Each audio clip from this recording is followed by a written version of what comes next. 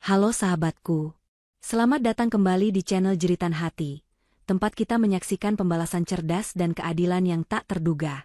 Cerita kita kali ini begitu menguras emosi, tentang seorang istri bernama Inara yang kesabarannya habis diinjak-injak oleh suami dan ibu mertuanya sendiri. Siapa sangka, hanya karena membela Ibu Laras dari teguran suaminya, Randy tega menyiram kuah opor panas dan mengusir dua wanita yang paling berharga itu dari rumah. Bagaimana rasanya diusir dari rumah sendiri dan dipermalukan di depan orang tua? Tentu sakit sekali. Tapi Inara bukan wanita lemah. Ia pergi membawa janji dingin, meninggalkan secari kertas yang akan membuat Randy dan Bu Wulan panik hingga histeris. Penasaran dengan pembalasan gregetan Inara? Sebelum kita lanjut ke bab 2, yuk like video ini, subscribe channel Jeritan Hati, dan jangan lupa komen di bawah, tuliskan nama, asal kota, dan ketik hadir, agar saya tahu seberapa banyak sahabatku yang ikut gregetan bersama kisah ini. Kalau sudah, mari kita lanjutkan kisah Inara. Malam itu, aroma opor ayam yang gurih memenuhi ruang makan mewah milik Randy dan Inara. Bau rempah-rempah yang kental itu seharusnya membawa kehangatan, tetapi yang terjadi justru sebaliknya. Meja makan yang panjang itu terasa sempit dan pengap. Bu Laras, ibu kandung Inara, duduk di sana dengan posisi tubuh yang kaku, seolah ia adalah patung yang takut bergerak dan merusak keindahan sekitarnya. Di hadapannya, Bu Wulan, Ibu Randy, menatap setiap gerakan Bu Laras dengan sorot mata yang dingin dan menusuk. Bu Wulan adalah ratu tahta di rumah itu, dan ia tidak pernah menyukai kehadiran besannya yang dianggapnya berasal dari kalangan biasa-biasa saja. Inara berusaha sekuat tenaga untuk mencairkan suasana. Ia telah menghabiskan waktu berjam-jam di dapur, menyiapkan opor ayam yang merupakan resep turun-temurun dari mendiang ayahnya, sebuah resep yang selalu berhasil menghangatkan hati setiap orang yang mencicipinya. Ia menyajikan opor itu dengan senyum kecil di bibir, berharap makanan itu bisa menjadi jembatan antara dua dunia yang terasa sangat berbeda di meja itu. Ia meletakkan mangkuk opor di hadapan Bu Wulan. Bu Wulan hanya melirik sekilas, seolah itu adalah hidangan yang tidak layak disentuh. Kurang santan, komentar Bu Wulan dengan nada suara yang datar dan tajam, tanpa mencoba mencicipinya sedikitpun. Apa-apaan masakan seperti ini, Inara? Opor seharusnya kaya, kental, dan berkelas. Jangan biasakan ibu masakan pinggiran seperti ini. Kau tahu, lambung ibu ini sudah terbiasa dengan makanan yang diolah koki berbintang. Kau ini terlalu sederhana, sama seperti... Kalimatnya menggantung di udara, tetapi tatapan Bu Wulan beralih penuh arti ke arah Bu Laras. Wajah Bu Laras yang tadinya pucat kini semakin kehilangan warna. Ia mengerti dengan jelas arah ucapan Bu Wulan. Kata, sederhana, itu adalah hinaan yang ditujukan padanya. Bu Laras segera meraih serbet di pangkuannya dan meremasnya erat-erat, mencoba menahan rasa sakit yang menusuk. Maaf, Bu Wulan, ucap Bu Laras dengan suara yang pelan dan bergetar, berusaha untuk tidak menimbulkan kegaduhan. Mungkin lidah kami yang memang terbiasa masakan sederhana. Saya hanya berharap.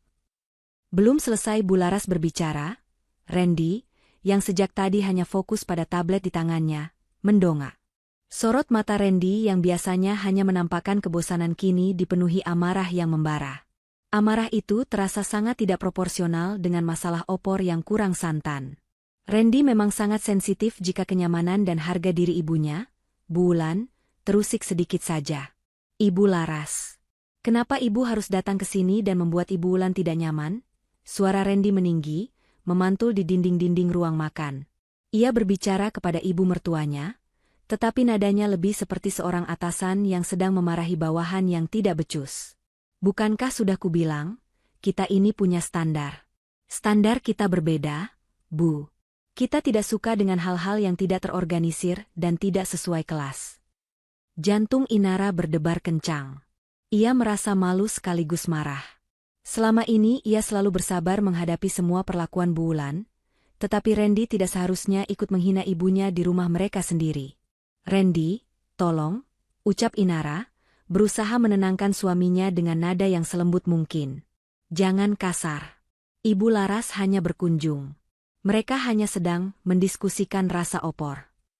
Mendiskusikan rasa opor katamu? Randy tertawa sinis.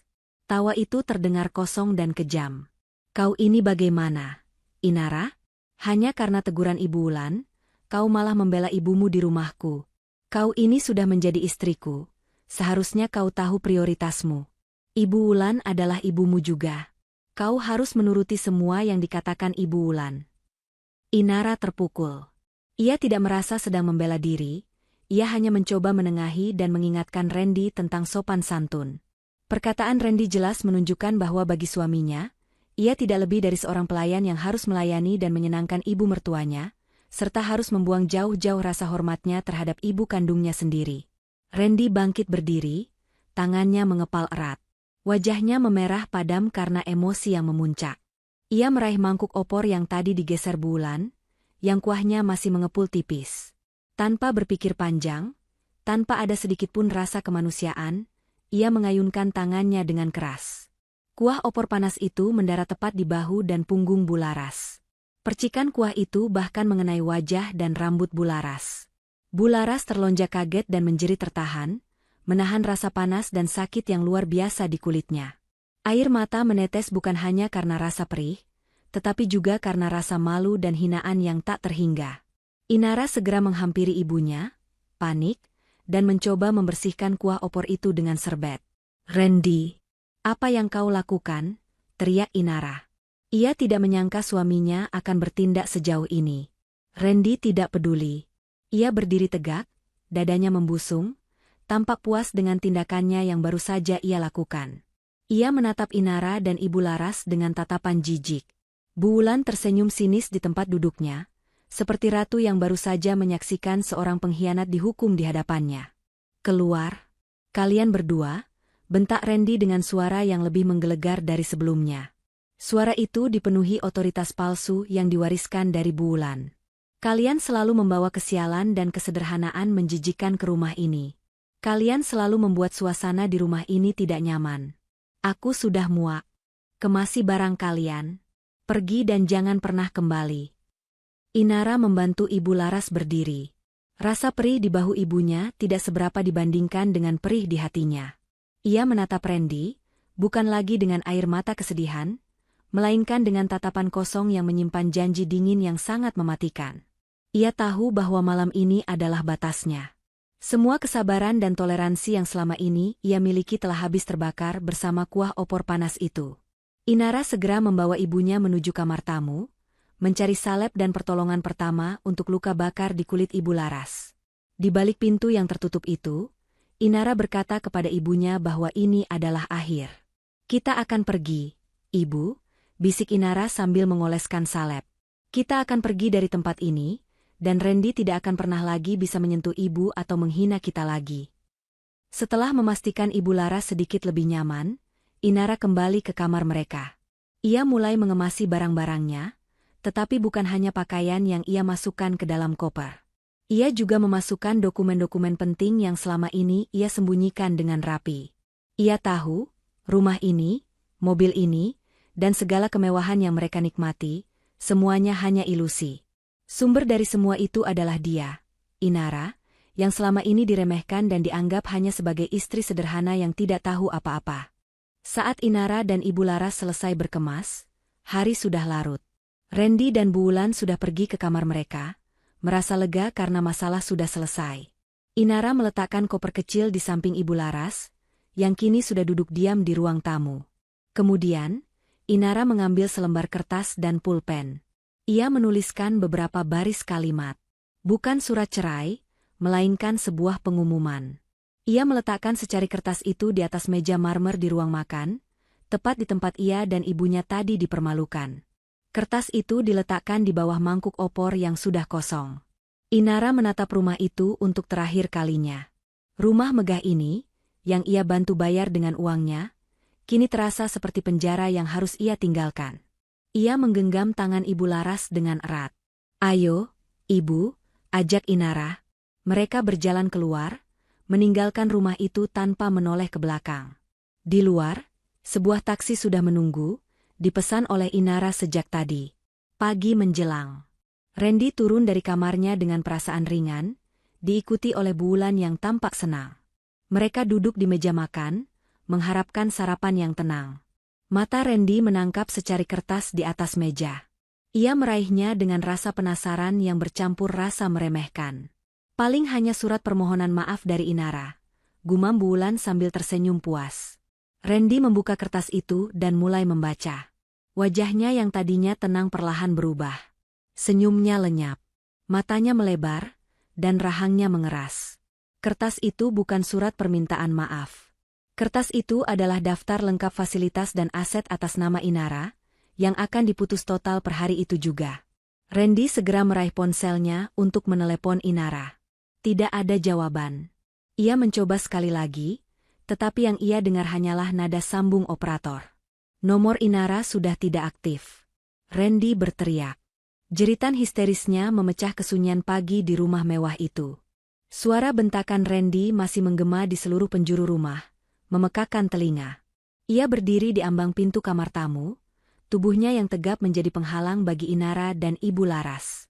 Matanya menyala penuh kemarahan dan superioritas, seolah ia adalah dewa yang baru saja menjatuhkan vonis kepada makhluk rendahan. Ia mengulangi kata-kata itu, lebih keras dan lebih kejam, memastikan setiap suku kata menusuk dan mengukir luka yang dalam di hati keduanya. Kemasi barang kalian. Aku tidak mau melihat wajah kalian lagi di rumah ini. Pergi dan jangan pernah kembali. Bulan, yang berdiri beberapa langkah di belakang Randy, tersenyum puas. Senyumnya adalah validasi atas kekejaman putranya, seolah ia menganggap insiden siraman kuah opor itu sebagai pelajaran yang memang pantas diterima oleh besan dan menantunya yang sederhana. Bagi Bulan, kepergian Inara adalah pembersihan, pembebasan dari pengaruh buruk yang selama ini ia yakini dibawa oleh Ibu Laras ke dalam rumah tangga Randy. Inara menguatkan hatinya. Rasa sakit di bahu Ibu Laras, yang tadi sempat ia obati seadanya, kini terasa seperti miliknya. Namun, rasa sakit di hatinya jauh lebih parah, sebab ia menyadari bahwa selama bertahun-tahun ia telah hidup dalam ilusi pernikahan yang palsu. Randy bukan suaminya, melainkan seorang anak manja yang terperangkap dalam genggaman ibunya. Inara membantu Ibu Laras berdiri. Tubuh Ibu Laras masih gemetar hebat. Bukan hanya karena rasa perih dari luka bakar kecil akibat kuah opor, melainkan karena syok emosional. Ia tidak pernah menyangka, menantu yang selama ini ia sayangi, meski jarang bertemu karena larangan Bulan, tega melakukan hal sekeji itu. Jangan menangis, Ibu, bisik Inara pelan, suaranya sangat tenang, berbanding terbalik dengan kekacauan yang terjadi. Ia tidak ingin Randy melihat air matanya, karena air mata hanyalah amunisi bagi kesombongan suaminya. Kita akan pergi. Ini bukan tempat kita. Mereka tidak pantas mendapatkan kita. Randy, yang melihat ketenangan Inara, justru semakin murka. Ia mengharapkan tangisan, ratapan, dan permohonan maaf. Ia ingin Inara bersujud memohon agar tidak diusir. Ketenangan Inara ia anggap sebagai pembangkangan. Kau dengar, Inara? Bentak Randy, mendekat hingga jarak mereka hanya sejengkal. Kau pikir rumah ini milik siapa? Ini rumahku. Mobil yang kau pakai itu mobilku. Kau tidak punya apa-apa tanpa aku. Jangan sombong. Inara mendongak, menatap mata Randy lurus-lurus. Tatapan Inara kali ini sungguh berbeda. Dingin, tajam, dan penuh janji yang mematikan. Randy sempat terdiam sejenak. Terkejut melihat kekuatan tak terduga dalam mata istrinya yang selama ini ia anggap polos dan mudah diatur. Aku akan berkemas, Randy, jawab Inara, suaranya pelan tapi tegas. Dan aku akan pergi. Aku tidak akan pernah kembali ke tempat ini. Kau pegang kata-kataku. Randy kembali menyeringai. Ia menganggap perkataan Inara sebagai ancaman kosong. Ia pikir Inara tidak akan sanggup hidup tanpa fasilitas yang ia berikan. Randy dan Bulan pun meninggalkan mereka, kembali ke ruang keluarga, membahas rencana liburan akhir tahun mereka yang, menurut Bulan, akan lebih tenang tanpa kehadiran orang-orang yang mengganggu. Inara dan Ibu Laras pun masuk ke kamar Inara. Kamar tidur utama itu sangat besar, dipenuhi perabotan mahal dan barang-barang bermerek. Di mata Bu Laras, kamar itu adalah simbol kemewahan. Tetapi bagi Inara, kamar itu adalah sangkar emas yang selama ini membelenggunya. Saat berkemas, Inara bergerak sangat efisien. Ia hanya mengambil pakaian seperlunya. Perhiasan, tas-tas mahal, sepatu-sepatu bermerek, semua ia tinggalkan. Benda-benda itu adalah peninggalan yang ia anggap tak lebih dari debu yang pernah menempel pada hidupnya. "Nak," ujar Bularas lirih, melihat Inara hanya mengambil pakaian biasa. "Ambil tas-tasmu yang mahal itu. Itu bisa kita jual. Itu uangmu, Nak." Inara menggeleng. "Tidak, Ibu. Aku tidak butuh itu. Aku punya yang lebih penting." Inara kemudian menuju lemari besi kecil yang tersembunyi di balik dinding. Ia memasukkan semua yang ia anggap penting ke dalam sebuah tas kerja kecil. Bukan perhiasan, melainkan tumpukan dokumen. Dokumen rekening koran, surat-surat perjanjian kredit, info pembelian, surat kuasa, dan yang paling penting, berkas-berkas kepemilikan atas beberapa aset yang selama ini ia beli dan ia biarkan Randy gunakan atas nama bersama untuk menjaga citra suaminya di mata relasi bisnis. Randy sama sekali tidak tahu bahwa semua aset itu memiliki klausul khusus yang hanya bisa diaktifkan oleh Inara. Selama bertahun-tahun, Inara memang bekerja dalam diam. Ia mengelola bisnis online keluarga yang diwariskan oleh ayahnya, yang penghasilannya jauh melampaui gaji Randy sebagai manajer di sebuah perusahaan yang biasa-biasa saja. Randy selalu meremehkan pekerjaan Inara, menganggapnya hanya sebagai ibu rumah tangga yang bermain-main dengan ponsel. Padahal, uangnya lah yang menopang gaya hidup mereka. Inara melihat foto pernikahannya yang terpajang besar di nakas. Ia mengambil foto itu, merobeknya menjadi serpihan kecil, dan membuangnya ke tempat sampah. Tidak ada lagi sisa cinta di sana, hanya kekecewaan yang tak tertanggungkan. Setelah koper selesai ditutup, Inara menuju meja kerja Randy. Ia mengambil pulpen dan selembar kertas memo yang bertuliskan logo bank swasta milik Randy. Dengan tenang, ia menuliskan beberapa baris kalimat yang ringkas dan padat. Tulisannya terlihat rapi, tetapi isinya sangat mematikan. Ia menulis, "Semua sudah selesai. Aku akan mengambil kembali apa yang seharusnya menjadi milikku. Selamat menikmati hidup tanpa fasilitas." Di bawah kalimat itu, Inara mencantumkan daftar yang lebih detail, yang hanya akan dimengerti oleh Randy. Pembekuan rekening gabungan X379. Rekening utama gaji Randy dan dana operasional rumah tangga. Penarikan hak guna dan pengosongan aset Y982. Mobil sport Randy yang selalu ia pamerkan. Pembatalan langganan layanan Z, semua layanan internet dan TV berbayar yang ia daftarkan atas namanya. Surat kuasa penuh atas keputusan perusahaan A22. Perusahaan kecil yang Randy kira miliknya. Inara menaruh kertas itu di atas meja makan, tepat di bawah mangkuk opor yang tadi menjadi saksi bisu penghinaan. Ia memastikan Randy akan melihatnya. Ini bukan pembalasan yang emosional. Ini adalah pembalasan yang dihitung secara matematis. Inara berbalik, menggandeng Ibu Laras yang masih terguncang. Mereka berjalan keluar rumah. Langkah kaki Inara terasa ringan, seperti beban ratusan ton yang baru saja terlepas dari pundaknya. Mereka meninggalkan rumah itu, meninggalkan kemewahan palsu, dan meninggalkan Randy dan Bulan dalam kebahagiaan sesaat mereka. Di pinggir jalan yang sepi, taksi yang sudah dipesan Inara sejak 1 jam lalu sudah menunggu. Mereka masuk ke dalam taksi itu dan melaju menuju tujuan yang sudah direncanakan Inara. Tujuan itu adalah sebuah apartemen sederhana yang sudah dibayar Inara untuk 1 tahun penuh. Sementara itu, di dalam rumah, Randy dan Bulan baru saja bangun. Randy merasa bahagia karena akhirnya ia bisa bebas dari Inara dan besannya yang menyusahkan. Ia turun ke meja makan, berharap menemukan sisa-sisa kemarahan Inara. Pandangannya langsung tertuju pada secari kertas di bawah mangkuk opor. Randy menyeringai, berpikir itu adalah surat permohonan maaf Inara. "Lihat, Bu," katanya pada Bulan. Inara pasti sudah ketakutan. Ia pasti memohon untuk kembali. "Aku bilang juga apa, tanpa kita, mereka tidak akan bisa hidup." Randy meraih kertas itu, tawanya mengejek. Namun, saat ia membaca isi kertas itu, tawanya seketika tercekat di tenggorokan. Matanya membelalak, membaca poin-poin tentang pembekuan rekening dan penarikan aset. Jantungnya berdebar kencang. Ia segera meraih ponselnya untuk menghubungi Inara. "Kenapa tidak diangkat?" teriak Randy panik. Ia mencoba berulang kali. Hanya nada operator yang menjawab, mengatakan bahwa nomor yang dituju sudah tidak aktif. Bulan yang penasaran merebut kertas itu dan ikut membacanya. Wajahnya yang tadinya sombong berubah pucat. Rekening gabungan itu adalah tempat semua uang mereka berada. Uang gaji Randy dan uang jajan bulan yang sangat besar. Tidak mungkin. Ini pasti lelucon, teriak Bulan histeris.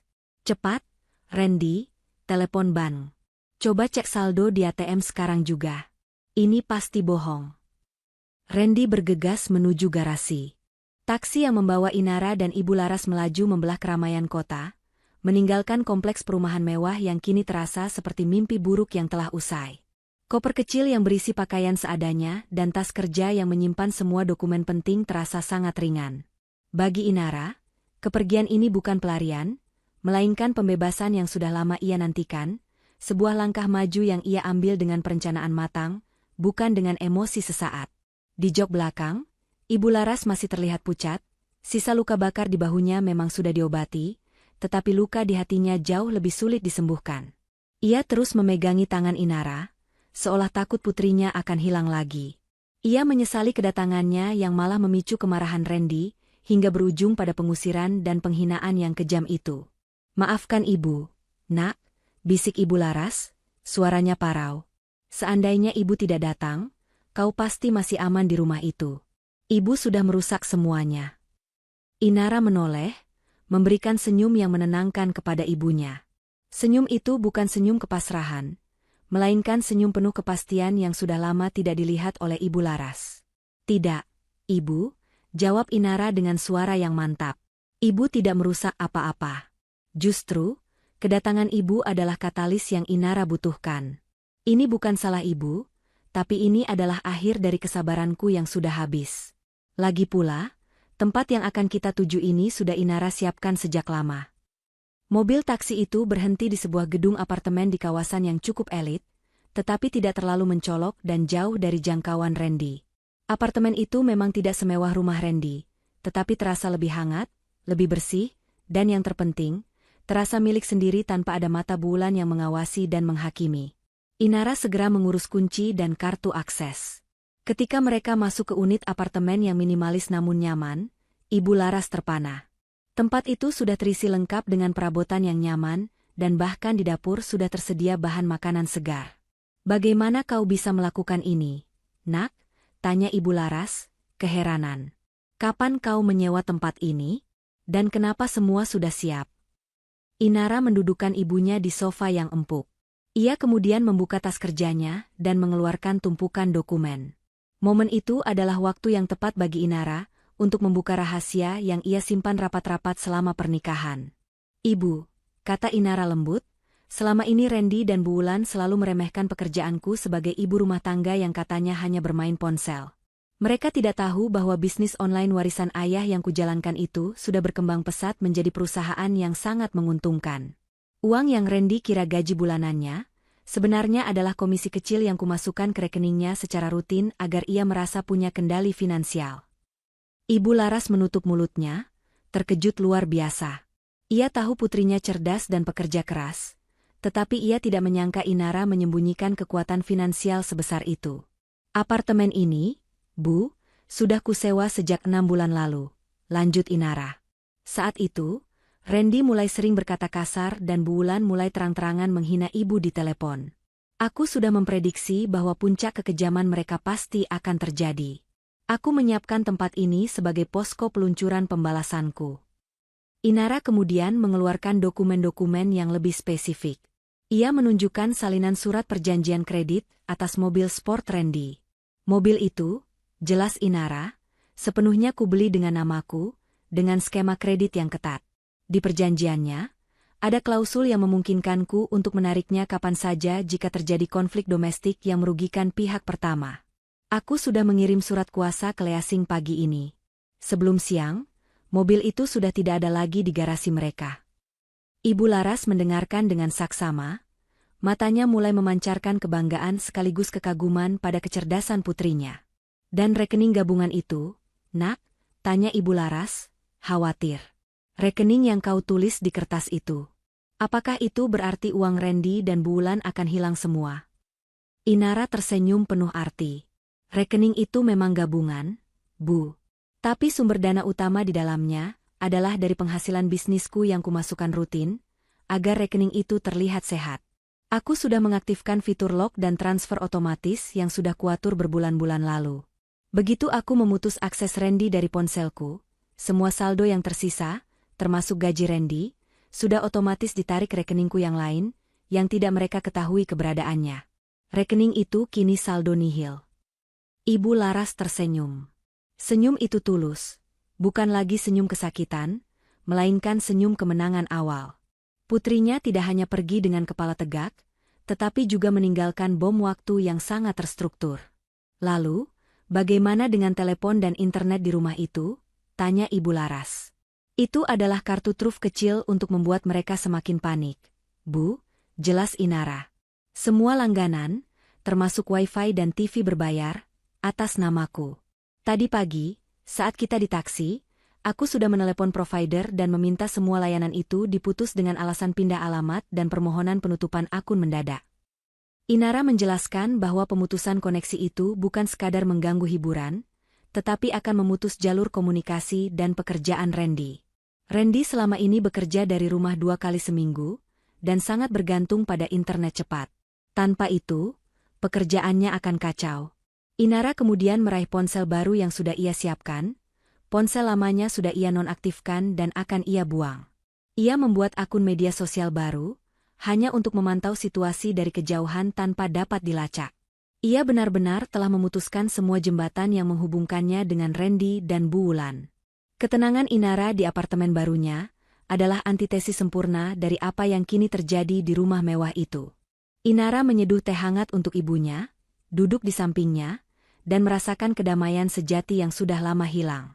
Kehidupan barunya dimulai dengan damai, didasarkan pada kekuatan dan kecerdasan, bukan pada ketergantungan. Di waktu yang sama, Randy dan Bu Wulan masih panik di garasi. Randy mencoba membuka pintu mobil sportnya, tetapi kartu aksesnya tidak berfungsi. Ia mencoba menelepon Leasing, tetapi nomor telepon yang tertera di kertas Inara adalah nomor yang sudah diblokir.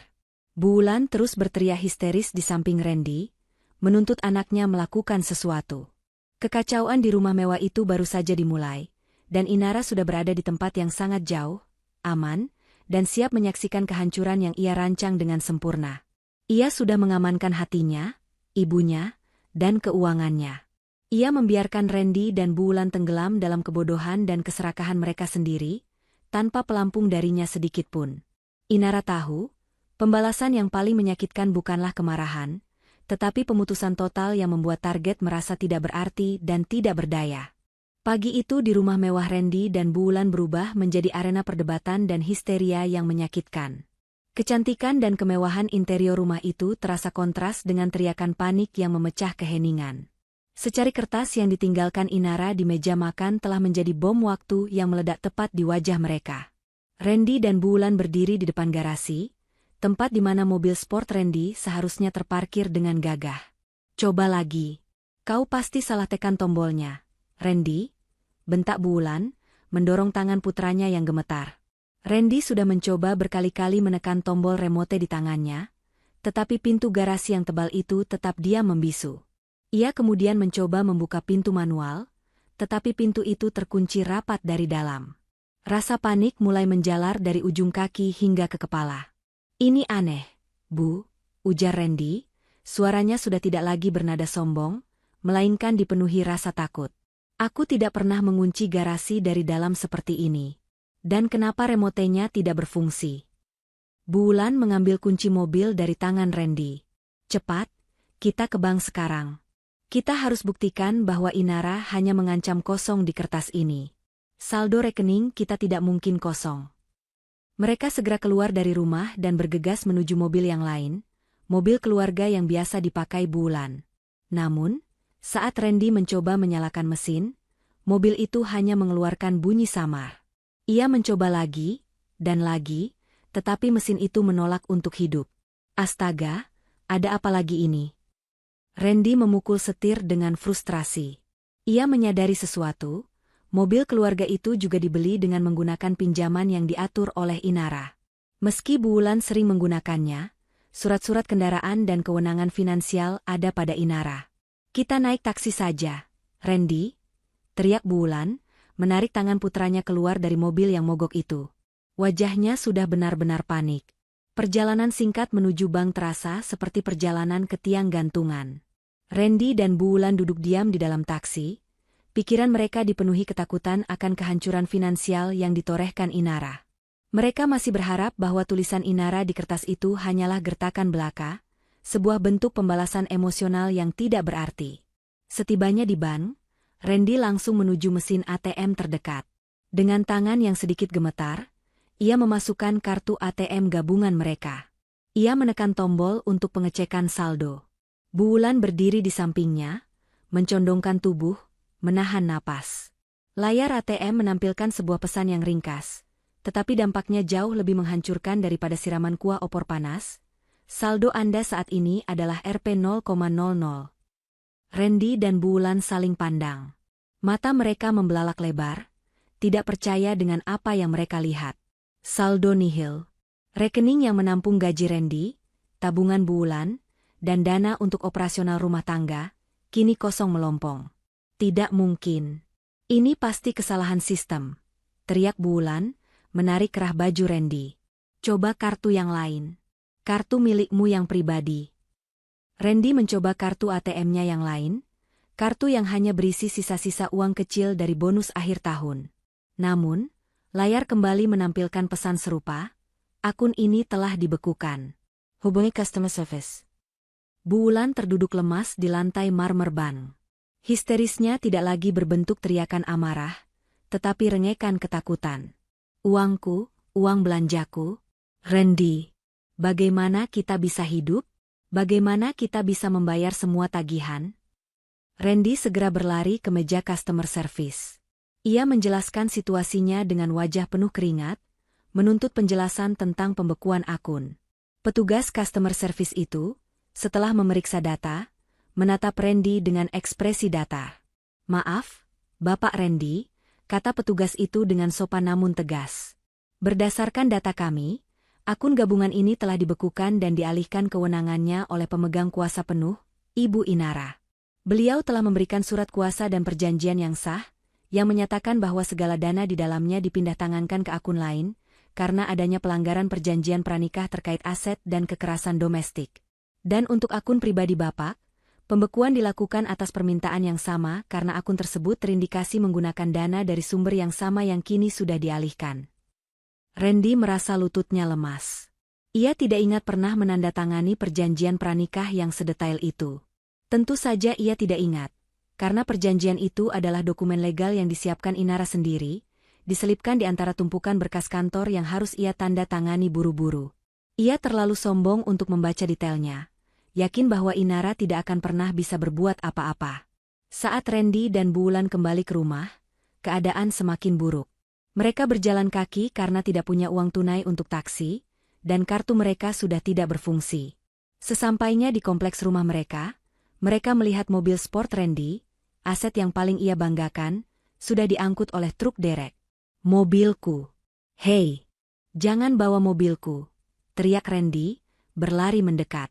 Seorang pria berseragam dari perusahaan leasing berdiri di samping truk. Maaf, Bapak Randy. Kami melakukan penarikan aset berdasarkan surat kuasa penuh dari Ibu Inara. Beliau adalah pemegang kontrak resmi kendaraan ini. Mobil ini sudah ditarik karena adanya pelanggaran klausul perjanjian yang tidak dapat diungkapkan kepada pihak kedua. Randy mencoba melawan, berargumen, dan mengancam, tetapi pria leasing itu hanya menunjukkan dokumen legal yang sah, lengkap dengan tanda tangan Inara. Randy melihat tanda tangannya sendiri di bagian bawah, yang ia tanda tangani tanpa membaca detail. Hanya karena Inara mengatakan itu adalah berkas asuransi mobil biasa. Bu Wulan menangis terseduh-seduh di pinggir jalan. Mobil sport itu adalah lambang status sosial mereka di kompleks elit ini. Hilangnya mobil itu sama saja dengan hilangnya harga diri mereka. Mereka akhirnya masuk rumah dengan langkah gontai. Rumah itu terasa asing, dingin, dan sunyi. Randy segera meraih ponselnya, mencari kontak kantornya, berharap bisa meminjam uang atau meminta pinjaman gaji. Tiba-tiba, ia menyadari sesuatu. Bu, kenapa wifi-nya tidak menyala? Bu Wulan yang sedang mencoba menyalakan TV juga kebingungan. Televisinya juga tidak ada sinyal. Randy, kenapa ini? Randy mencoba restart router dan TV berbayar. Nihil. Ia mengambil ponsel Bulan untuk mencoba menghubungi layanan pelanggan. Tiba-tiba, ponsel Bulan berbunyi, menampilkan notifikasi. Layanan akan segera diputus karena tanggal jatuh tempo sudah lewat. Mereka baru ingat. Semua layanan internet, TV, dan bahkan ponsel Bulan, yang tagihannya ditanggung Inara, didaftarkan atas nama Inara. Kertas memo itu benar. Pembatalan langganan layanan Z sudah terrealisasi. Randy dan Bulan terperangkap di rumah mewah mereka sendiri. Tidak ada uang, tidak ada mobil, dan yang paling parah, tidak ada komunikasi. Mereka benar-benar terisolasi. Kekosongan logistik ini mulai mencekik mereka, membuat Bulan semakin histeris, menyadari bahwa Inara tidak hanya pergi, tetapi telah memotong semua jalur kehidupan yang menopang mereka. Randy hanya bisa menatap nanar ke selembar kertas memo Inara, menyadari bahwa ia baru saja mengusir bukan hanya istrinya, tetapi seluruh fondasi kehidupannya sendiri. Rasa dingin mulai merayap di rumah Randy dan Bulan, meskipun cuaca di luar terik. Bukan karena suhu udara, melainkan karena kekosongan yang diciptakan oleh ketiadaan logistik. Mereka duduk di ruang keluarga yang besar, yang biasanya dipenuhi tawa palsu dan pembicaraan tentang status sosial, kini hanya ada keheningan yang memekakan telinga. Rumah itu terasa seperti monumen keangkuhan yang perlahan runtuh. Bulan menangis terseduh-seduh, air matanya membasahi sofa beludru mahal. Ia tidak menangisi kepergian Inara atau penghinaan terhadap Ibu Laras, tetapi ia menangisi hilangnya kartu kredit tanpa batas, hilangnya sopir pribadi, dan yang paling utama, hilangnya martabat di mata para tetangga setelah mobil sport Randy ditarik paksa. "Randy, kau harus lakukan sesuatu," seru Bulan, suaranya serak. "Kita harus hubungi Inara. Dia pasti hanya ingin bermain-main. Kita bisa memarahinya, menyuruhnya mengembalikan semua yang dia ambil. Katakan padanya kau akan memaafkannya." Randy mengangguk lemah. Sejak kembali dari ban dan menyaksikan mobilnya ditarik, otaknya terasa kosong. Ia segera meraih ponselnya, tetapi sekali lagi, ia hanya menemukan kegagalan. Ia mencoba menelepon nomor lama Inara, hasilnya sama, nomor sudah tidak aktif. Ia mencoba mengirim pesan singkat yang panjang, berisi ancaman dan permohonan, tetapi pesan itu gagal terkirim karena ponsel Randy yang menggunakan paket data yang juga terdaftar atas nama Inara.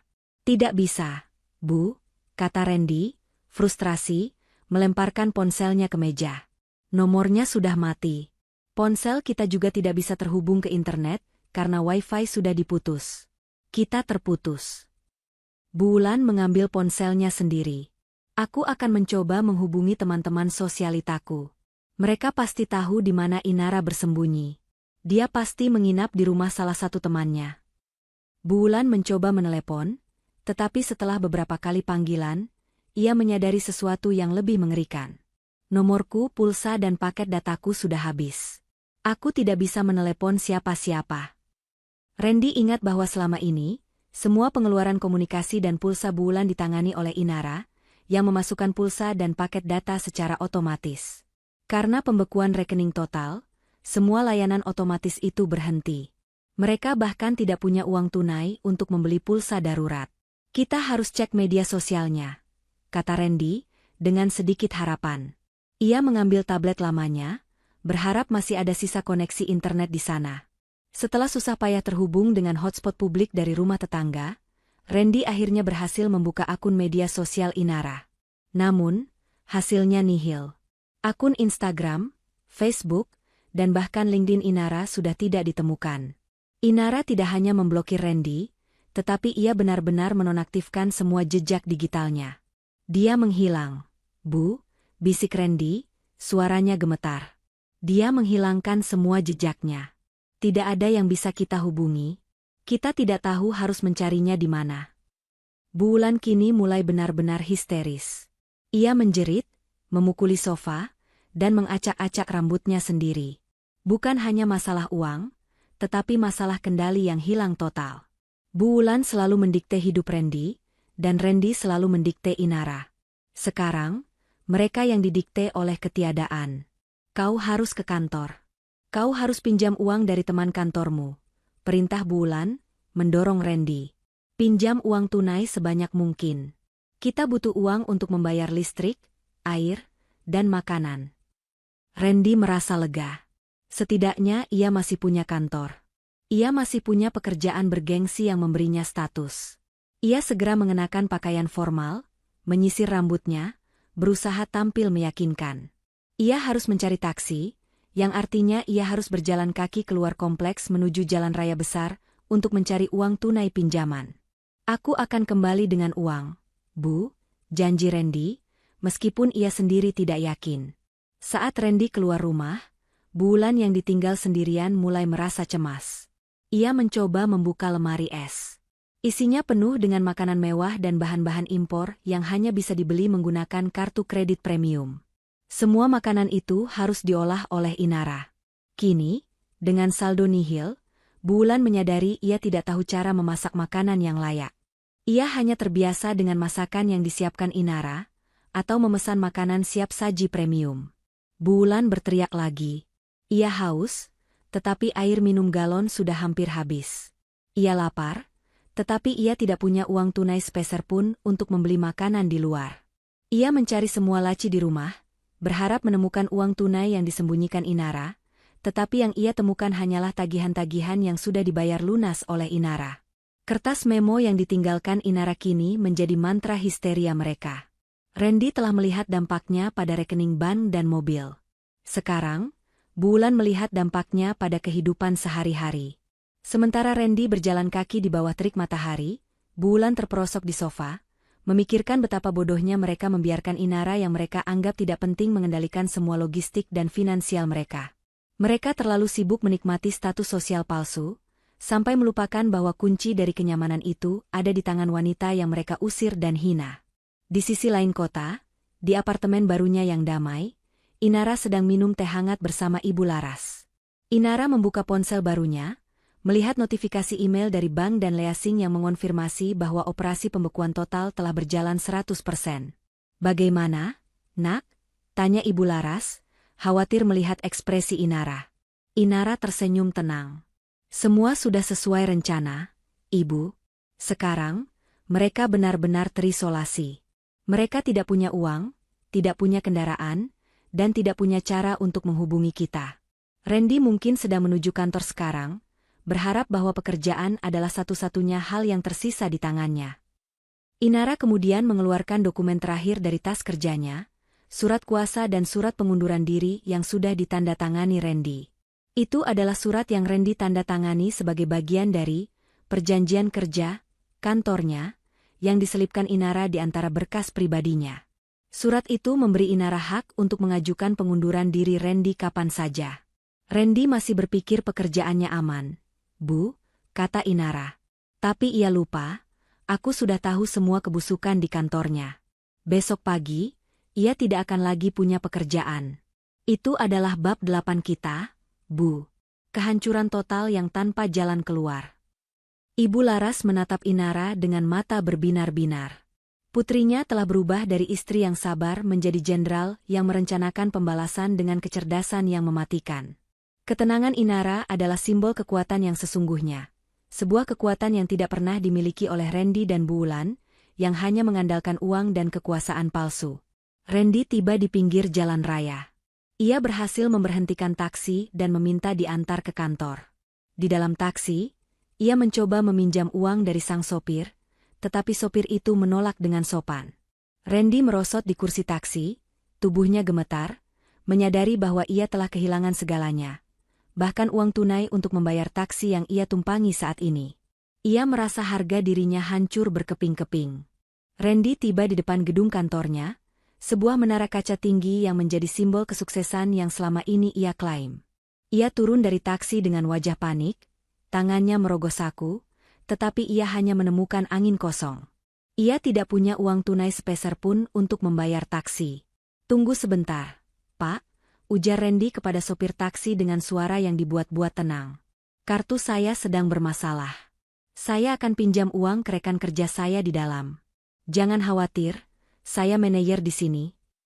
Sopir taksi itu menatap Randy dengan curiga. Randy yang biasanya turun dari mobil sport mewah, kini harus menumpang taksi dan berjanji akan membayar di dalam. Sopir itu mengangguk ragu, sambil menyandarkan tubuhnya, siap menunggu. Randy berjalan cepat memasuki lobi yang dingin dan mewah. Di sana, ia berpapasan dengan beberapa rekan kerjanya. Biasanya, mereka akan menyapanya dengan hormat, tetapi kali ini, mereka hanya menatap Randy dengan heran. Randy terlihat lusuh, berkeringat, dan yang paling aneh, ia berjalan kaki dan membawa ransel kecil, bukan tas kerja kulit mahalnya. Randy berusaha mengabaikan tatapan mereka dan langsung menuju meja salah satu rekan kerjanya, Tony, yang merupakan asisten pribadinya di kantor. Tony, cepat. Pinjami aku uang tunai, bisik Randy, suaranya mendesak. Berapa saja? Aku ada urusan darurat. Aku akan ganti 2 kali lipat malam ini. Tony terkejut melihat penampilan Randy yang berantakan. Ia mengeluarkan dompetnya dengan ragu-ragu. Bapak kenapa? Kenapa Bapak tidak naik mobil? Dan kenapa Bapak terlihat terburu-buru? Tidak penting, potong Randy cepat. Ini urusan keluarga. Cepat, Tony. Aku butuh bayar taksi di bawah dan beli pulsa. Aku janji akan ganti. Tony akhirnya memberikan uang tunai dalam jumlah yang tidak seberapa, sekitar 200.000. Itu hanya cukup untuk membayar taksi dan membeli pulsa darurat. Randy langsung berlari kembali ke bawah, membayar taksi, dan segera mencari warung kecil di seberang jalan untuk membeli pulsa. Setelah pulsa terisi, Randy kembali ke kantor. Ia segera menuju bilik kerjanya. Hal pertama yang ia lakukan adalah mencoba menghubungi Inara lagi. Nomor Inara tetap tidak aktif. Kemudian, ia mencoba menghubungi beberapa kontak pentingnya, termasuk bank dan perusahaan leasing, tetapi tidak ada satupun yang bisa memberinya jawaban memuaskan. Semua merujuk pada surat kuasa dari Inara. Randy merasa buntu. Ia kembali ke mejanya, mencoba fokus pada pekerjaan kantornya. Ia membuka laptop, tetapi ia menyadari satu masalah lagi, internet kantor. Tony, panggil Randy dengan nada panik. Kenapa jaringan internetku lambat sekali? Aku tidak bisa membuka file penting. Tony menghampiri, memeriksa komputer Randy. Jaringan kita normal, Pak. Bapak coba restart saja laptopnya. Randy mencoba restart, tetapi tetap lambat. Ia kemudian sadar bahwa selama ini, ia selalu menggunakan hotspot dari ponselnya Inara saat bekerja dari rumah. Atau saat di kantor ia menggunakan koneksi internet kantor yang sudah di-boost oleh Inara dengan paket tambahan yang dibayar dari rekening pribadinya, yang kini sudah dibekukan. Randy yang terbiasa dengan kecepatan super kini, harus menghadapi kecepatan internet standar kantor yang terasa seperti siput. Randy mulai menunjukkan perilaku yang sangat aneh di kantor. Ia berteriak pada Tony, mondar-mandir, dan terus-menerus memegang ponselnya yang panas karena mencoba menelepon Inara. Desas-desus mulai menyebar di antara rekan kerjanya.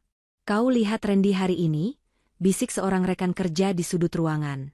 Mobil mewahnya hilang. Dia datang naik taksi dan minta uang receh pada Tony. Katanya istrinya pergi. Mungkin istrinya tahu kelakuannya yang sering pamer dan sombong itu, jawab rekan kerja yang lain, tertawa sinis. Status sosial yang selama ini dipertahankan Randy mulai retak. Rekan-rekan kerjanya yang biasanya menghormatinya kini melihatnya sebagai badut yang sedang berada dalam masalah besar. Randy kemudian mencoba menghubungi Ibu Laras, berharap bisa melacak Inara melalui ibunya. Ia mencoba menelepon nomor telepon rumah Bu Laras yang ia dapatkan dari buku telepon lama. Halo, suara Bu Laras terdengar tenang dan damai. Ibu Laras. Ini Randy. Di mana Inara sekarang? Kenapa dia melakukan ini padaku? Suruh dia segera mengembalikan semua yang dia ambil. Ini pasti ulah ibu, kan? Ibu yang menghasut Inara. Randy menuduh dengan suara tinggi. Bu Laras, yang kini berada di apartemen nyaman Inara, hanya tersenyum tipis. Ia sudah diinstruksikan oleh Inara untuk bersikap tenang. Randy, jawab Bu Laras dengan suara yang lembut namun tegas. Saya tidak tahu di mana Inara. Ia pergi dengan keputusannya sendiri. Dan saya tidak menghasut siapa-siapa. Saya hanya bersama putri saya. Semua yang Inara lakukan adalah akibat dari kekejamanmu sendiri. Kau harus membayar mahal atas kuah opor yang kau siramkan kepadaku. Tolong, Bu. Aku mohon. Aku akan membelikan ibu opor ayam yang lebih enak, Aku akan meminta maaf pada ibu. Tapi suruh Inara mengembalikan semua uangku. Randy memohon dengan putus asa. Maaf, Randy. Pintu ini sudah tertutup, jawab Bularas, dan tanpa menunggu balasan Randy, Bularas menutup teleponnya. Randy menjambak rambutnya sendiri. Ia benar-benar sudah kehilangan kontak dengan semua orang yang penting. Ia tidak punya uang, tidak punya mobil, dan bahkan ibunya sendiri, Bu Wulan, kini terus-menerus meneleponnya dari rumah, menuntutnya membawa uang dan makanan. Randy sadar bahwa Inara tidak hanya pergi, tetapi telah memotong semua jalur kehidupan yang selama ini ia nikmati. Mobil mewah itu telah hilang, uangnya habis, dan ia tidak punya cara untuk membayar taksi yang membawanya pulang. Ia duduk di kursinya, mencoba memejamkan mata dan berpikir jernih. Tapi yang terlintas di pikirannya hanyalah wajah dingin Inara saat ia pergi, dan wajah puas Bu Wulan saat ia menyiramkan kuah opor. Ia menyadari betapa bodohnya ia membiarkan kesombongannya menghancurkan fondasi yang selama ini dibangun istrinya. Di saat yang sama, Inara mengirimkan sebuah file melalui email ke alamat kantor Randy, sebuah email yang akan dibaca oleh Kepala Departemen Sumber Daya Manusia besok pagi. Itu adalah dokumen bab 8, yang akan menjadi puncak kehancuran Randy. Inara tahu, Randy tidak akan pernah bisa bangkit lagi jika ia kehilangan pekerjaan, karena status sosialnya adalah satu-satunya harga dirinya yang tersisa.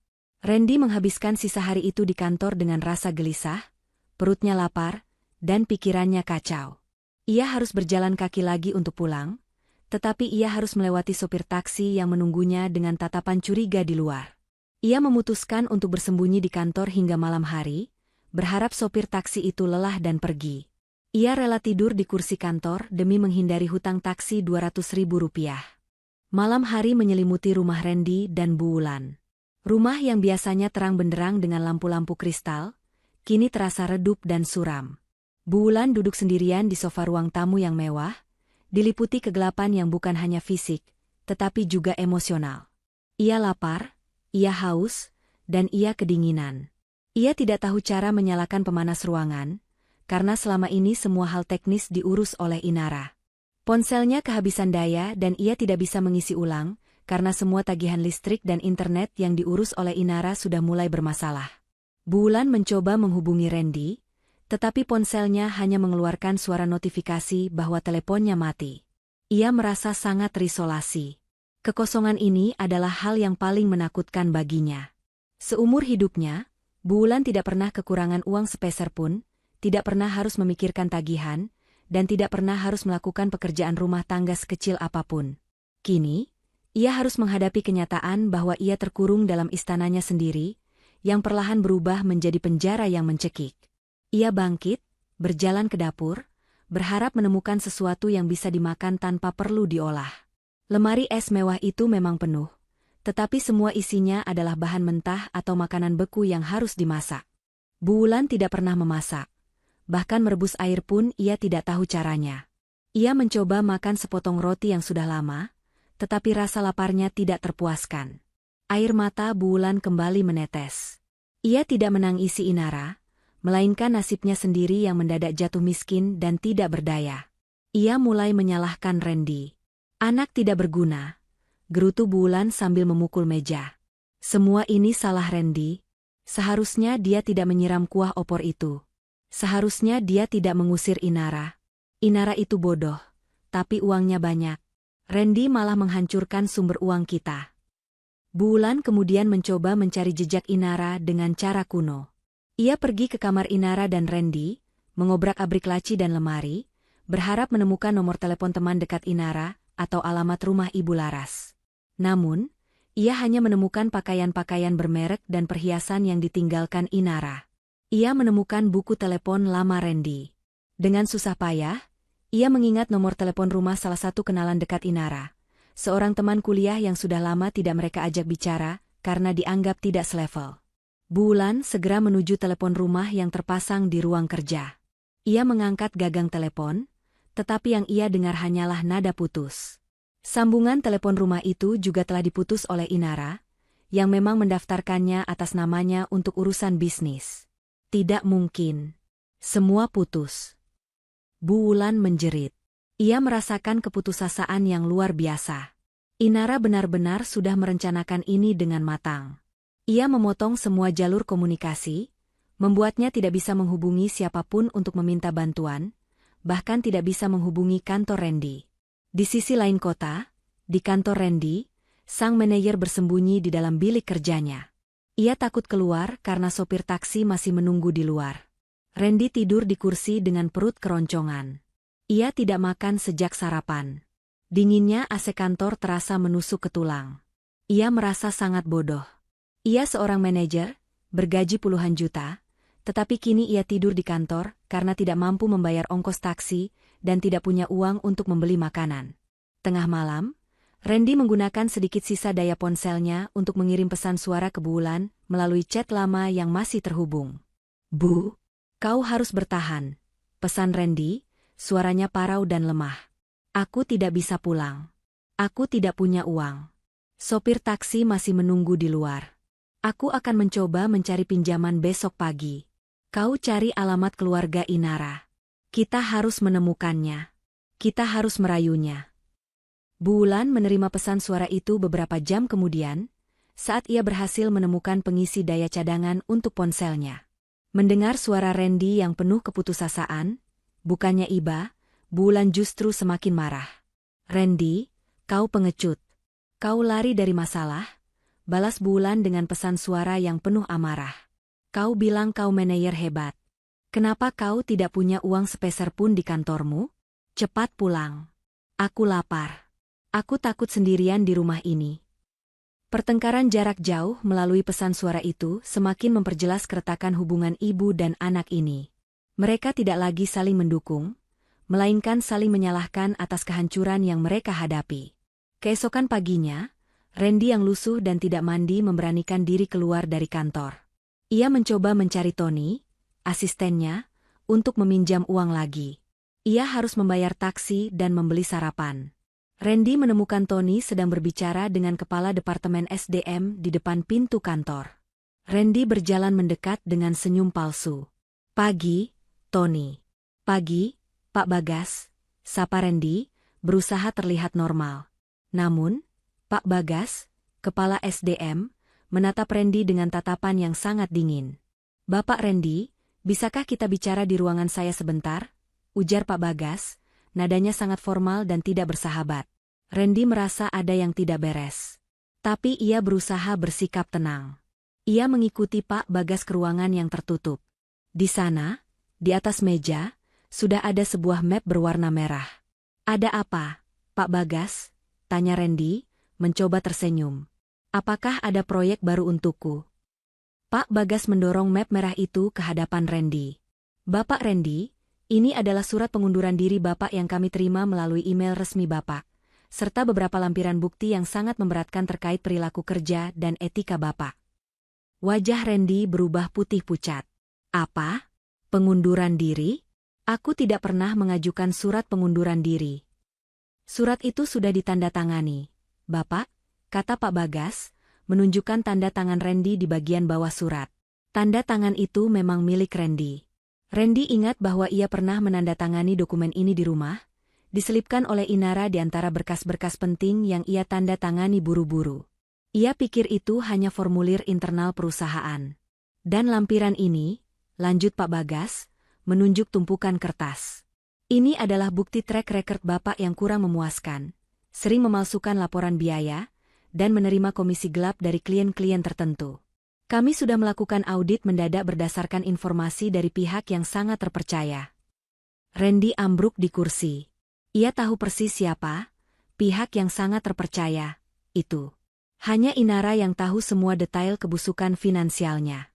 Inara tidak hanya mengambil uangnya, tetapi juga menghancurkan satu-satunya hal yang tersisa di tangannya, pekerjaannya. Di saat yang sama, Bulan masih terperangkap di rumah mewah yang gelap itu. Ia mencoba menyalakan keran air, tetapi yang keluar hanyalah tetesan. Tagihan air juga sudah mulai menunggak karena pembekuan rekening. Ia menjerit, histeris, menyadari bahwa Inara tidak hanya mengambil uang, tetapi juga mengambil air dan listrik mereka. Randy keluar dari kantor sebagai mantan manajer, tanpa pekerjaan, tanpa uang, dan tanpa harga diri. Ia harus berjalan kaki lagi kembali ke rumah, membawa kabar buruk yang akan membuat Bu Wulan semakin histeris. Ia hanya bisa menatap jalanan yang ramai, menyadari betapa jauhnya ia jatuh. Semua karena sepotong kuah opor dan kesombongannya yang konyol. Randy berjalan gontai, kakinya terasa berat, menyeret tubuhnya yang sudah 2 hari tidak mandi dan tidak makan dengan layak.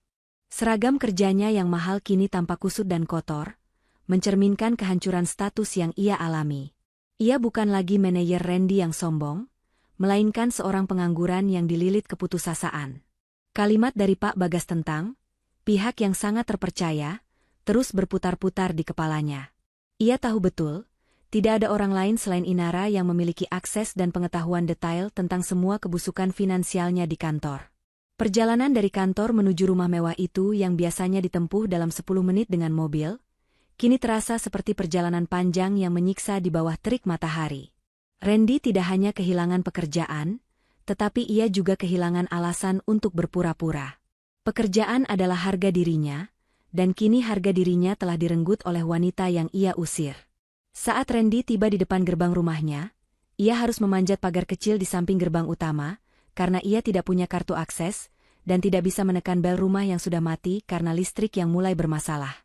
Ia masuk ke halaman rumah, yang kini terlihat kering dan tidak terawat, karena ia juga sudah memecat tukang kebun atas saran Bu Wulan untuk berhemat, lupa bahwa Inara lah yang membayar gaji tukang kebun itu secara pribadi. Randy membuka pintu rumah dengan kunci cadangan, mendapati suasana di dalam rumah lebih suram dan dingin dari sebelumnya.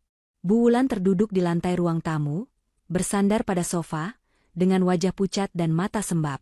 Di tangannya, ia memegang sisa sepotong biskuit kering. "Randy, kau dari mana saja?" teriak Bu Wulan saat melihat putranya. Nada suaranya bukan lagi amarah yang berwibawa, melainkan tangisan putus asa. "Aku lapar. Aku haus. Aku sudah meneleponmu ribuan kali.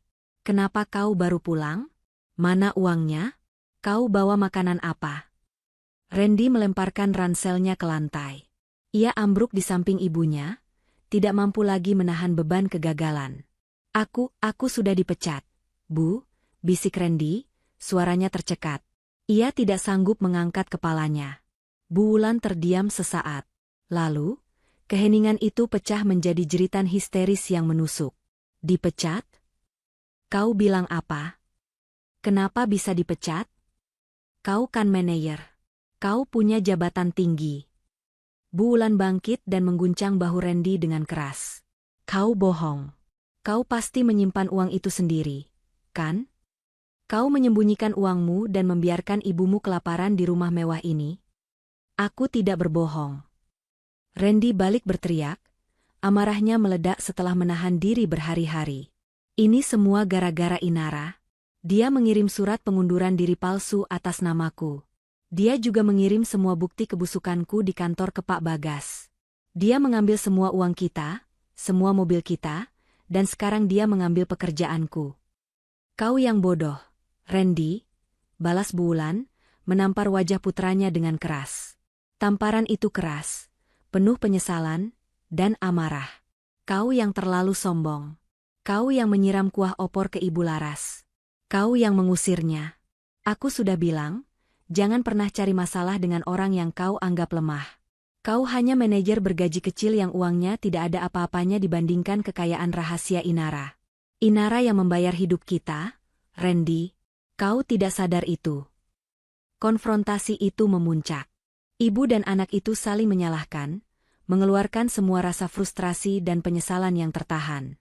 Mereka menyadari betapa rapuhnya fondasi yang mereka bangun, fondasi yang hanya didasarkan pada uang Inara dan kesombongan mereka. "Lalu sekarang bagaimana?" tanya Bu Wulan, kembali terduduk lemas. "Kita tidak punya apa-apa. Listrik sebentar lagi pasti akan putus total, air sudah hampir habis. Kita akan mati kelaparan di sini." Randy mencoba berpikir. Ia mencari solusi terakhirnya. "Perhiasan. Bu, kau punya banyak perhiasan. Kita bisa menjualnya. Itu pasti cukup untuk kita bertahan beberapa bulan sampai aku dapat pekerjaan baru." Bu Wulan segera menuju lemari besi pribadinya. Ia membuka lemari itu dengan tangan gemetar. Di dalamnya, perhiasan emas dan berlian warisan keluarga yang nilainya ratusan juta rupiah masih tersimpan dengan rapi. Rasa lega sejenak memenuhi hatinya. Ya, kau benar. Kita jual ini, seru Bu Wulan, meraih beberapa kalung dan cincin tebal. Cepat, kita pergi ke toko emas terdekat. Namun, mereka kembali dihadapkan pada masalah logistik yang sama. Bagaimana mereka pergi? Tidak ada mobil, tidak ada uang tunai, dan mereka tidak bisa menghubungi taksi. Kita harus jalan kaki, kata Randy, putus asa. Bu Wulan menatap Randy dengan jijik. Jalan kaki? Aku? Berjalan kaki ke toko emas dengan perhiasan mahal di tangan? Di kompleks ini? Kau gila? Bu Wulan menolak keras. Ia tidak mau mempermalukan dirinya sendiri di hadapan tetangga yang selama ini ia rendahkan. Mereka terperangkap lagi. Perhiasan itu ada, nilainya besar, tetapi mereka tidak punya akses untuk mencairkannya. Akhirnya, Randy memutuskan. Ia harus melakukan sesuatu yang paling memalukan dalam hidupnya. Ia harus menjual perhiasan itu diam-diam. Malam itu, dengan mengendap-endap, Randy keluar dari rumah dengan membawa beberapa perhiasan emas kecil milik Bu Wulan. Ia harus berjalan kaki lebih dari 5 kilometer menuju pinggir kota, ke toko emas yang terpencil, agar tidak ada satupun tetangga yang melihatnya.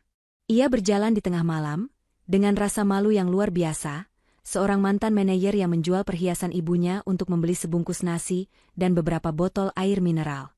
Saat Randy kembali larut malam, ia membawa kantong plastik kecil berisi makanan dan air. Uang hasil penjualan perhiasan itu ternyata tidak seberapa, karena perhiasan kecil yang ia bawa nilainya memang tidak sebanding dengan gaya hidup mewah mereka. Bu Wulan menyambar makanan itu dengan rakus, tidak peduli dengan martabatnya. Setelah makan, Randy dan Bu Wulan duduk lagi dalam kegelapan, menyadari bahwa mereka hanya bisa bertahan hidup hari demi hari dengan menjual sisa-sisa harta mereka, satu persatu, dengan cara yang memalukan. Mereka telah kehilangan uang, mobil, pekerjaan, dan komunikasi. Kini, mereka hanya punya waktu untuk menunggu kehancuran total yang sudah dirancang oleh Inara. Mereka tidak tahu bahwa Inara sudah berada sangat jauh, menikmati ketenangan dan kebahagiaan bersama Ibu Laras, sambil sesekali memantau berita tentang putusnya listrik di kawasan elit tempat Randy tinggal. Randy menatap wajah ibunya yang kini terlihat tua dan renta dalam kegelapan.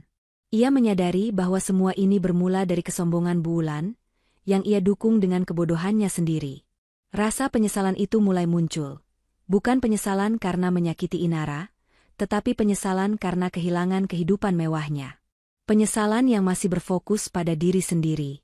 Malam keempat setelah kepergian Inara, adalah puncak dari kekacauan yang terstruktur itu. Randy dan Bu Wulan meringkuk di ruang tamu yang dingin, hanya diterangi oleh sebatang lilin yang mereka temukan di laci darurat. Pukul 7 malam, kegelapan total menyelimuti rumah mewah itu. Listrik telah diputus. Tagihan yang selama ini diurus oleh Inara kini menunggak tak terbayarkan, dan tanpa uang tunai atau akses ke perbankan, mereka tidak bisa melakukan pembayaran. Rumah yang tadinya gemerlap oleh ratusan watt lampu kristal kini terasa seperti gua batu yang gelap dan lembab. Tidak ada AC, tidak ada pemanas, tidak ada kulkas yang berfungsi, dan yang paling parah, tidak ada daya untuk mengisi ulang ponsel mereka, bahkan yang pulsa daruratnya sudah terisi. Mereka benar-benar terputus dari dunia luar. Bu Wulan menangis terseduh-seduh, tangisannya bukan lagi jeritan histeris, melainkan ratapan pilu yang penuh penyesalan. Ia memeluk lututnya, menyalahkan takdir dan terutama menyalahkan Randy. Kita akan mati di sini, Randy, bisik Bu Wulan, suaranya lemah karena lapar dan ketakutan. Kau lihat? Bahkan air di keran sudah tidak menetes lagi. Kita tidak punya air bersih. Randy merasa perutnya sakit dan kepalanya pening. Kehilangan pekerjaan adalah pukulan terbesar, tetapi hidup tanpa fasilitas dasar membuat ia merasa seperti berada di neraka yang ia ciptakan sendiri. Ia menatap wajah Bu Wulan yang terlihat tua dan kuyu di cahaya lilin yang redup. Wajah yang tadinya selalu dipoles make-up mahal dan penuh kesombongan, kini terlihat polos dan penuh ketakutan. Aku akan kembali besok pagi untuk menjual perhiasan ibu yang lain, kata Randy dengan suara pelan, berusaha mencari solusi. Kita harus pindah, Bu. Kita tidak bisa di sini terus. Pindah kemana, Randy? Tanya Bu Wulan sinis. Kau punya uang? Semua aset dan tabungan kita ada di tangan Inara. Rumah ini tidak bisa kita jual, Kita bahkan tidak punya hak penuh atasnya. Ini semua salahmu. Kau yang meremehkan Inara. Kau yang menganggapnya bodoh. Padahal dia adalah juru kunci dari kehidupan mewah kita. Perkataan Bu Wulan menusuk Randy. Ia membenarkan setiap kata itu. Ia kini benar-benar menyadari betapa bodohnya ia dulu. Ia menyesal, tetapi penyesalannya itu masih berpusat pada kerugian yang ia derita, bukan pada penderitaan Inara dan Ibu Laras. Aku akan mencari Inara, Bu, kata Randy, bangkit dari lantai. Aku akan memohon padanya. Aku akan bersujud di kakinya. Aku akan melakukan apapun agar dia mengembalikan semua yang dia ambil. Aku akan pura-pura mencintainya lagi. Bu Wulan mengangguk setuju dengan mata berbinar-binar. Ya, lakukan itu. Rayu dia. Inara itu polos, dia pasti luluh. Kau bawa dia pulang, Randy, dan kita bisa mengambil kembali semua yang sudah hilang. Randy tahu bahwa ia harus menemukan Inara. Dengan sisa uang tunai hasil penjualan perhiasan kecil kemarin, Randy memutuskan untuk berangkat lagi pagi-pagi sekali. Tujuannya adalah rumah lama Ibu Laras, satu-satunya alamat yang ia ketahui. Ia berharap Inara membawa ibunya ke sana. Pagi menyambut Randy dengan rasa lapar yang menusuk. Ia berjalan kaki lagi, melewati jalanan yang sama. Setelah hampir 2 jam berjalan, ia tiba di depan rumah sederhana Ibu Laras. Rumah itu tampak sepi dan tertutup rapat. Randy menggedor pintu berkali-kali. Tidak ada jawaban. Ia mencoba mengintip dari jendela, tetapi tirai rumah itu tertutup rapat. Seorang tetangga keluar dan menatap Randy dengan curiga. Maaf, Mas, sapa tetangga itu. Mau cari siapa? Bu Laras dan putrinya sudah pindah sejak beberapa hari lalu. Mereka bilang akan pindah keluar kota, jauh dari keramaian. Pindah? Randy merasa lemas. Pindah kemana? Mereka meninggalkan alamat atau nomor telepon? Tidak ada, Mas, jawab tetangga itu. Mereka pergi dengan mobil yang bagus. Terlihat sangat bahagia dan tenang. Katanya mau memulai hidup baru.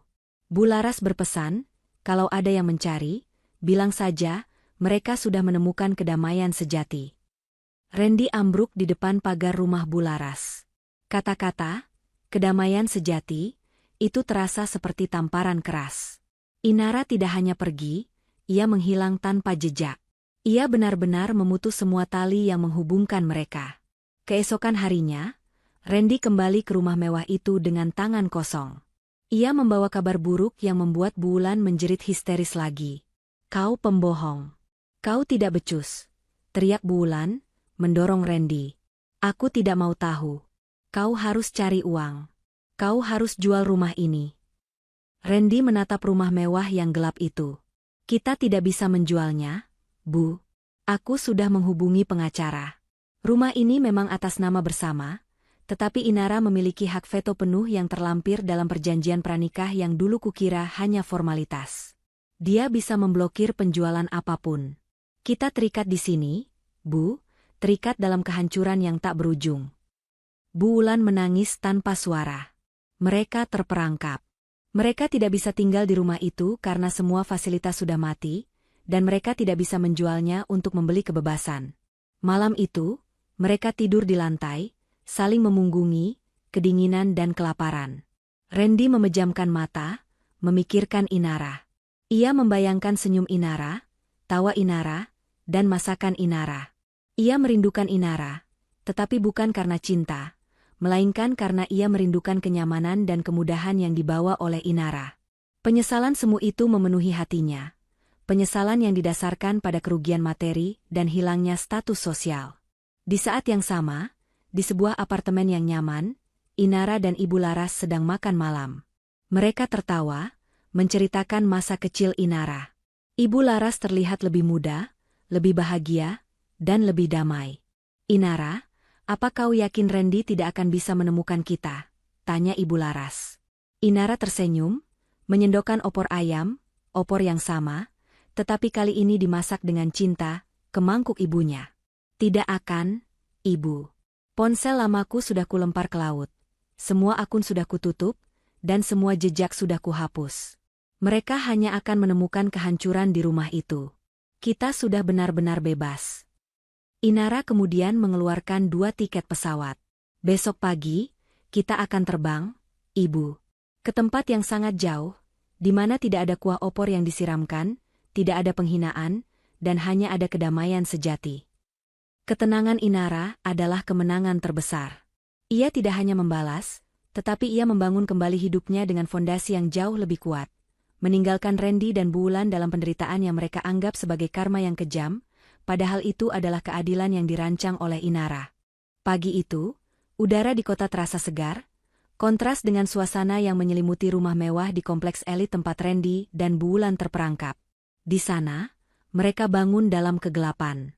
Tidak ada air yang menetes, tidak ada listrik yang menyala, dan aroma busuk mulai tercium dari lemari es yang tidak berfungsi. Mereka meringkuk di sofa, tubuh mereka kaku, wajah mereka dipenuhi kelelahan dan keputusasaan. Bulan menatap Randy dengan mata kosong. Sampai kapan kita harus seperti ini, Randy? Aku sudah tidak tahan. Aku lebih baik tidur di tempat kumuh daripada di rumah mewah yang gelap dan kotor ini. Randy tidak menjawab. Ia hanya bisa menatap tangannya, yang kini terlihat kotor dan kasar, bekas dari memanjat pagar dan berjalan kaki jauh untuk menjual perhiasan ibunya. Ia merasa hina. Selama ini ia memandang rendah orang lain, tetapi kini ia berada di posisi yang paling rendah. Randy memutuskan untuk mencoba mencari bantuan terakhir. Ia berjalan kaki lagi keluar kompleks, menuju telepon umum satu-satunya di ujung jalan. Ia memasukkan uang koin terakhirnya dan mencoba menelepon mantan rekan kerjanya, Tony. Halo, Tony. Ini Randy. Aku mohon, pinjami aku uang. Suara Randy terdengar memelas. Aku dalam masalah besar. Aku janji akan kukembalikan 10 kali lipat. Tony terdiam sesaat di ujung telepon. Maaf, Randy. Aku tidak bisa. Dan omong-omong, kami semua tahu masalahmu di kantor. Kami juga tahu tentang Inara. Dia sangat baik dan cerdas. Kami tidak menyangka kau memperlakukannya sekejam itu. Tony kemudian memberikan pukulan terakhir. Dan satu lagi, Randy. Kau tidak perlu khawatir soal taksi yang kau tinggalkan kemarin. Inara sudah datang ke sini pagi-pagi, membayar semua ongkos taksimu, dan memberikan tip besar kepada sopir itu. Dia juga meminta maaf atas perilaku kasarmu. Jantung Randy terasa dihantam palu godam. Inara tidak hanya menghancurkan hidupnya, tetapi ia juga membersihkan kekacauan kecil yang ditinggalkan Randy, menunjukkan betapa berbedanya kelas dan martabat mereka. Inara membayar utangnya, sementara ia sendiri, Randy, tidak punya uang sepeser pun. Randy kembali ke rumah dengan langkah berat. Ia hanya bisa menatap ibunya yang kini sudah tertidur lemas di sofa. Ia duduk di lantai marmer yang dingin, merenungi kehancuran yang total ini. Ia menyadari bahwa Inara tidak hanya mengambil uang, tetapi juga mengambil kehormatan dan dignitas yang selama ini mereka pegang.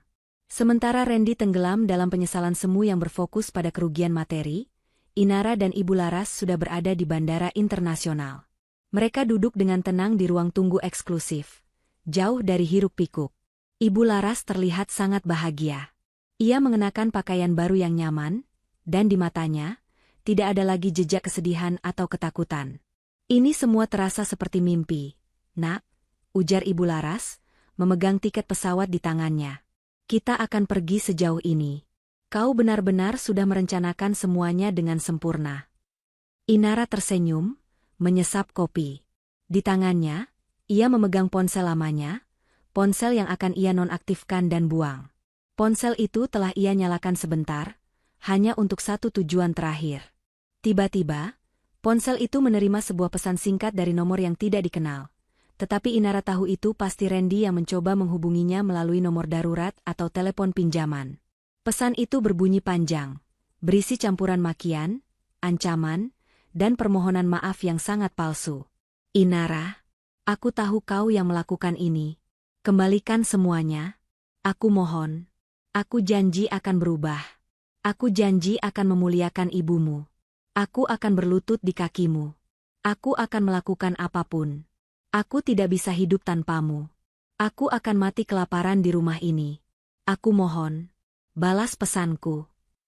Inara membaca pesan itu dengan ekspresi datar. Ia tidak merasakan amarah, tidak ada dendam, hanya rasa kasihan yang tipis. Ia tahu Randy tidak menyesali perbuatannya, ia hanya menyesali akibatnya. Ia tidak akan pernah membalas. Ia membuka menu ponselnya, menonaktifkan kartu SIM itu, dan membuangnya ke tempat sampah bandara.